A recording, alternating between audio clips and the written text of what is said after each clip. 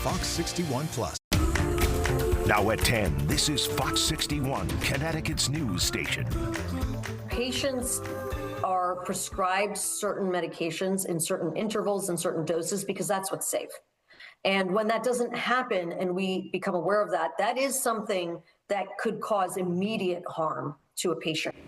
Failing to administer medication as ordered by a physician, failing to meet the adequate number of licensed registered nurses and other members of the nursing staff. These are just two items the Connecticut Department of Public Health identified at St. Francis Hospital in this document, and the reason the hospital was placed under a consent order back in 2024. Thank you so much for joining us on Fox 61 News at 10. I'm Annette Montgomery. Now, that consent order was recently modified after additional violations were discovered. And new at 10, I spoke with the commissioner of the State Department of Public Health about why that order was modified. And now we're hearing what the hospital is now saying in response.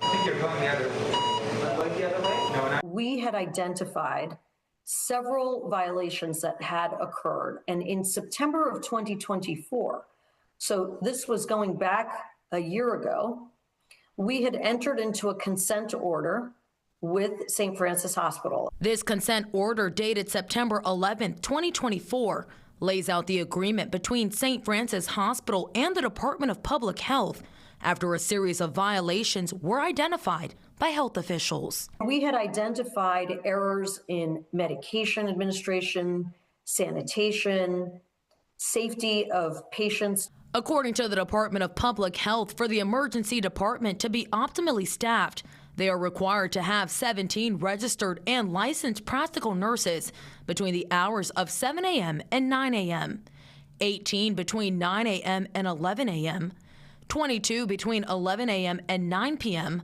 17 between 11 a.m. and 3 a.m., and 15 from 3 a.m. to 7 a.m. Health officials made unannounced visits to the hospital between November 2023 and March of 2024. The Department of Public Health says they identified 7 registered and licensed practical nurses from 7 a.m. to 11 a.m., 8 from 11 a.m. to 11 p.m., and 7 from 11 p.m. to 7 a.m. The document goes on to say a review found nursing staff fell below the required staffing grid 83% of the days reviewed. What I want to make clear is that part of our function as the Department of Public Health in Connecticut is to ensure safety in facilities.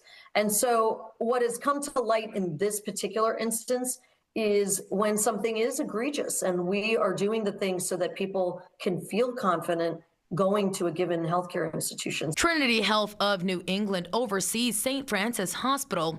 In a statement to Fox 61, Julie Williams, the Regional Director of Marketing and Communications, says in part, "At St. Francis, patient safety is more than a priority. It's a core value that guides everything we do.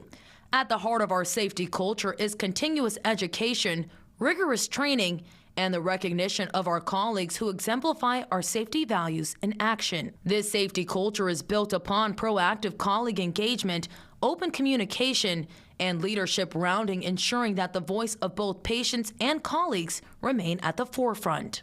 The original consent order from September of 2024 was dated for 2 years, which means the Department of Public Health would be monitoring them over that period of time. But additional incidents observed so far has led to the Department of Public Health identifying an expert consultant would need to be physically on site for 40 hours a week for an additional 6 months. The original consent order that was issued back in 2024 allowed us the ability to be there for 2 years and to be monitoring them over this period of time. It's this additional 6 months of this expert consultant, which will now be there into the coming new year in 2026, which was necessitated by additional incidents that we had identified during this time period. They've been under a consent order. And when I raised the question to Dr. Jutani regarding how common consent orders are, she said she would not call it a common occurrence, but when there is something significant that has been identified and a repeated pattern of behavior, that's when one is put in place. Now, the statement from Trinity Health also says their commitment to transparency remains steadfast. We'll have their full statement on fox61.com. Well, the victim of a deadly shooting we brought to you as breaking news last night has now been identified by Hartford police. Just before 7 p.m. Friday night, officers responded to Broadview Avenue and found 38-year-old Miguel Alfinez with multiple gunshot wounds. He was rushed to the hospital in critical condition and later pronounced dead. Investigators say this appears to be a targeted dispute between two individuals, and they believe they have strong leads. But if you have any information, please contact police. As soon as we learn any more information, we'll update you on air and on FOX61.com. Well, a driver is behind bars tonight in connection with a hit and run that left a bicyclist seriously injured in Madison. Jacqueline Latsowski of New Haven is now facing charges for the crash. It happened around noon today at the intersection of Kimberly Lane and Horse Pond Road. Officials tracked her by using a license plate reader. Tonight, she faces charges of evading responsibility and assault with a motor vehicle. She is being held on a $200,000 bond. And also developing now, a New Britain man has now been arrested in connection with a deadly shooting last month. Police say 27-year-old Joel Sanchez was taken into custody Friday on Broad Street in Meriden. Tonight, Sanchez faces multiple charges, including murder, criminal possession of a firearm, and unlawful discharge of a firearm. Right now, Sanchez is being held on a $3 million bond. And also developing, New Canaan police is investigating an untimely death at an apartment complex. They responded to Lakeview Avenue early this morning.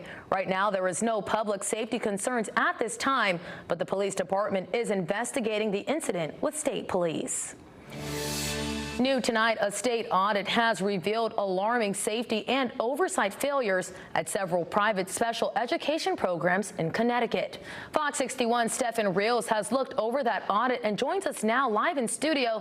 Now, Stefan, what did you find? Hey, Annette, the audit looked at 4 private schools from around the state for the 2022-23 school year.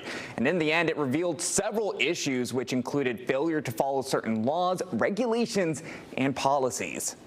The private schools in question were Attlebrook Academy in Cromwell, the American School for the Deaf, Grace S. Webb School, and High Road School of Wallingford.